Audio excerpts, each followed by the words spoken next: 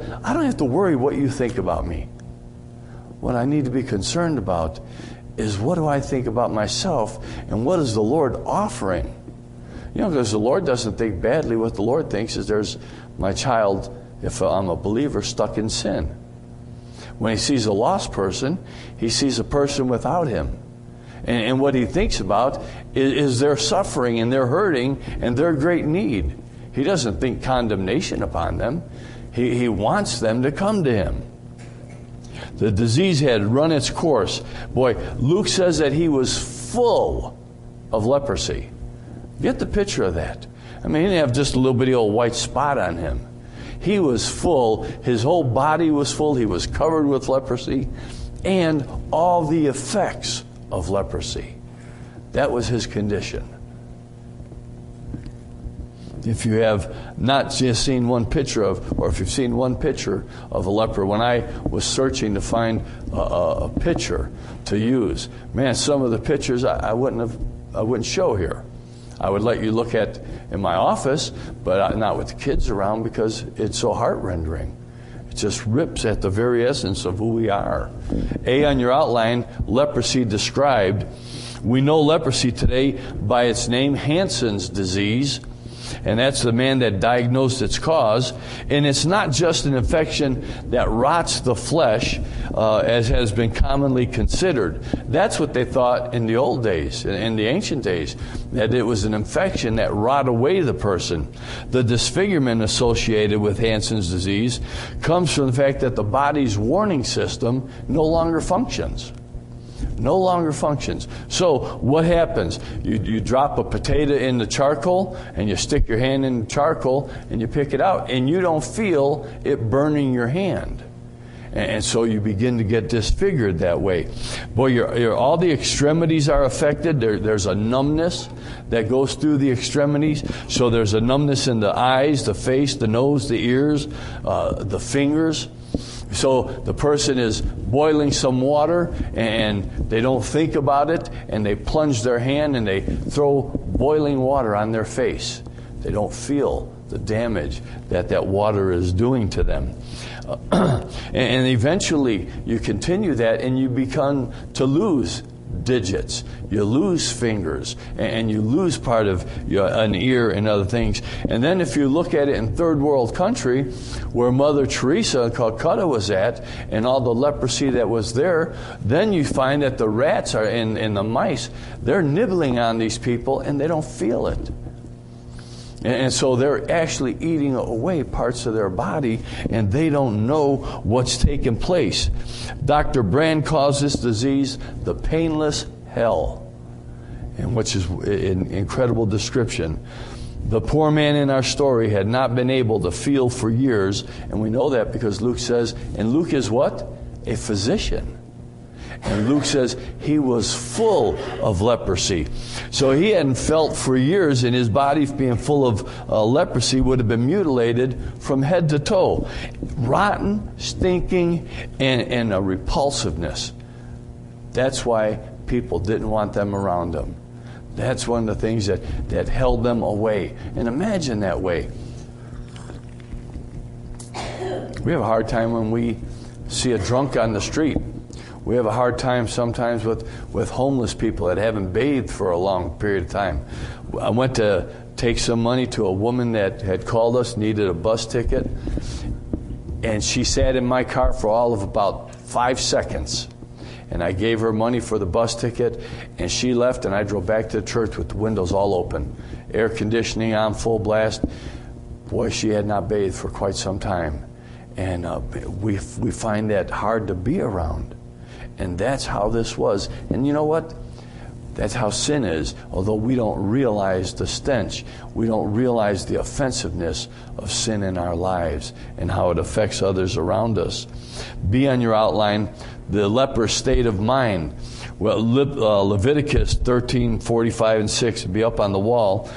It will give us a picture. This poor man, he was under no illusion about his miserable condition. If he suffered the lapse of reality, all he had to do was look at his hands. All he had to do was look at his feet, his browless eyes, and all fantasy would flee. There would be no fantasy that he was okay. Moreover, the rest of the world would never let him forget about his condition. In Israel, the lot of the leper summed up in these verses. The person afflicted with an infectious skin disease is to have his clothes torn, his hair hanging loose, and he must cover his mouth and cry out, "Unclean, unclean." He will remain unclean as long as he has the infection. He is unclean, and he must live alone in a place outside of the camp. And that's that picture of sin and what it does to us. We can hardly imagine the humiliation and the isolation that a leper then or now feels. He was ostracized by society, and it was thought at that time that leprosy was highly contagious, which it's not, and he had to assume that disheveled appearance. And think of the worst sin you ever committed. You don't have to tell anybody about it. But now imagine you have to walk around just all disheveled and your hair all... Well, I don't have to worry about that, but... You have to walk around yelling out your sin, the ugliest sin of your life.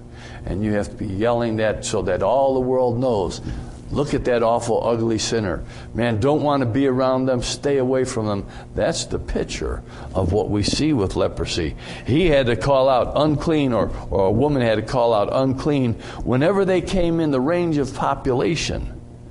And think about how you would feel going into a grocery store, trying to buy groceries, first off, and shouting out, "Unclean, unclean." Man, you'd clear out the grocery store, they'd call the cops, and they'd arrest you. That's how we treat things today. The pervasive sense of worthlessness and despair hung around him like an albatross around his neck. By Jesus' time, the rabbinical teaching had added to it. That's what they kept, the rabbinical tradition. They keep adding laws. It's like you can already take care of the 10. I'm sorry, but I can't fulfill the 10 on my own. And so let's add more laws to it, and which is what they did. So here's what went on at Jesus' time. A leper, if he even stuck his head in a house, the house was pronounced unclean.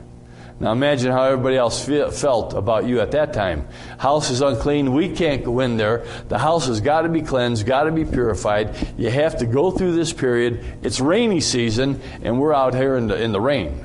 It wouldn't be too awful happy. It was illegal to even greet a leper.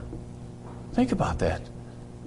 Man, we feel terrible if we see somebody we know and they ignore us. Man, I feel, what's wrong with me? Are they mad at me? We go through a whole litany of what ifs. It was illegal to be greeted. You see your wife down the street, you see your grandchild, and you can't say hi. And that grandchild wants to run to you if they can recognize you. And they can't. And what happens if it's gotten to that point where you're full of this situation and they don't even recognize you to run to you anymore? Lepers had to remain at least 100 cubits, a cubic being 18 inches. That's a distance that they had to remain away from people if they were upwind. They couldn't be close to you. If they were downwind, they could be about 4 cubits away. The things that they did to further ostracize them. Why did they do that? Because they didn't want to be affected. They were worried not about the leper. They were more concerned about themselves. And folks, that's the way we are sometimes. We're so concerned about ourselves, so concerned about our time, what we want, that we just give up what God wants. And we begin to not even consider that. Because life has become all about me. That was the rabbinical picture. What's your picture today? Is life about you? Is it your time or God's time? Josephus, the most famous Jewish historian, where we get a lot of information of things back then that, boy, the secular world can't deny because he's not a believer. He's a secularist. He's a Jewish historian, and he summarized by saying that lepers were treated as if they were, in effect, dead men, dead women. You know, there's not much in life that doesn't come out of some element from the Bible. The movie Dead Men Walking. It's out of a biblical picture of a leper, someone that had leprosy. There was no illusion in this leper's life as to who he was or to what his condition was. No illusion. Maybe we need to look at ourselves more realistically. Maybe we need to see what's really inside of me.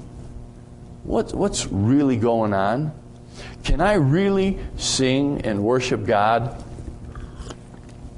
and sing, it's not about me, it's about you? Can I really sing that and have it ring true? Lord, it's all about you. See on your outline, the spiritual reality for all of us is that we are all spiritual lepers. We are all spiritual lepers. This is what the image is meant to teach us. But unlike the leper, we are often unconscious of our sin. We're often unconscious of the pervasiveness of our sinful condition and how that sin has woven into other areas of our lives, because it affects the whole being. It affects our whole spiritual being. At the time George Winfield was preaching, Lady Huntington, an aristocrat, invited a friend, the proud Duchess of Buckingham, to hear Whitefield.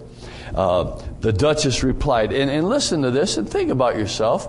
Sometimes, do you feel this way? The Duchess replied, "It is monstrous to be told that you have a heart as sinful as the common wretches that crawl on the earth. This is highly offensive and insulting. I cannot but wonder that your ladyship should relish any sentiments so much at variance with the high rank and good breeding." Do we sometimes feel that way? Do we sometimes feel above somebody? Maybe they don't dress as nice as us. Maybe we know some of the sins of their life. Can we be judgmental when we hear things on TV about people that have done stuff or people that have hurt our feelings? Instead of praying for them, do we sometimes judge them, and we judge them quite rapidly, and we wish pox upon them? You know, I'll never forget, as a child, I was not, well, my mother would say I was not a very nice child. Radical and problematic, and I'll never forget her saying time and time again, "I can't wait till you have children. I hope they're as rotten as you." Wow. Is that a blessing? I mean, you know what? I can't fathom a parent saying that. I know how it hurt me. And I know how I would try to be better, but I never could please her then. And I know how that felt. And I have forever said, Lord, if I ever have children, I never, ever want to say anything as demeaning and as hurtful. Lord, help me to hold back those hurtful things. Have you said anything hurtful to anybody lately? It's like casting a rock at a poor leper who's already falling apart and shoving them aside to think of self. And that's exactly what Lady Buckingham, is it monstrous to be told that our hearts are sinful? You know, we don't want to hear about sin sometimes. A lot of pulpits, they don't even preach on it because we don't want to have to deal with the reality. But folks, we're sinful people. And until we get that right, and until we are willing to confess, until we're willing to right the wrongs, you know, somebody said to me, "How could you ever forgive your parents?" I said, "No problem. God forgave me. Man, if God could forgive me all of the things I did, would I have any problem forgiving anybody else?